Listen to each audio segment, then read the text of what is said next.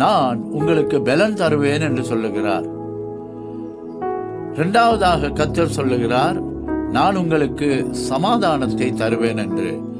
மூன்றாவது கர்த்தர் சொல்லுகிறார், நான் உங்களை ஆசீர்வதிப்பேன் என்று.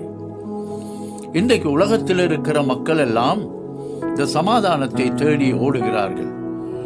உலகத்திலே பல யுத்தங்கள் நடந்து கொண்டிருக்கிறது. அதிலே இப்பொழுது நடந்து கொண்டிருக்கிற இஸ்ரவேல் யுத்தம் மிகவும் பயங்கரமானது.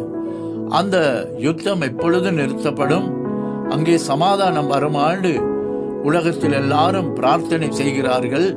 நீங்களும் நானும் கூட ஜெபித்துக் கொண்டிருக்கிறோம். இப்படியாக பல யுத்தங்கள் நடந்து கொண்டிருக்கிறது. இந்த யுத்தங்களை கர்த்தர் நிறுத்துவாரா? சமாதானம் வருமா?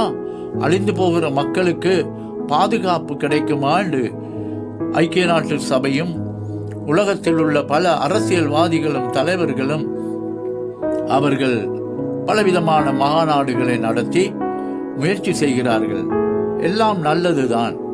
இன்றைக்கு உலகத்தில் இல்லாத ஒன்றுதான் இந்த சமாதானம்.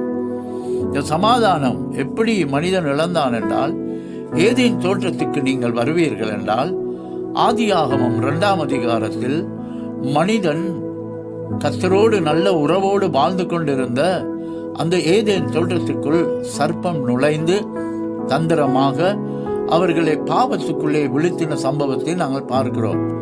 பாவத்திலே விழுந்த மனுஷனுக்குள் முதலாவது பாவத்தினால் அவனுக்குள் வந்த பல பிரச்சனைகளிலே ஒன்று வந்து சமாதானத்தை அவன் இழந்தான்.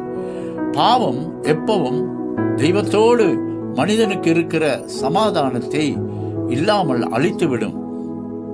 ஆகவே ஏதேன் தோற்றத்திலே மனித குலமானது இழந்து போன அந்த சமாதானத்தை உங்களுக்கும் எனக்கும் தருவதற்காகவே சமாதான குமாரன் என்ற இயேசு கிறிஸ்து பிறந்தார்.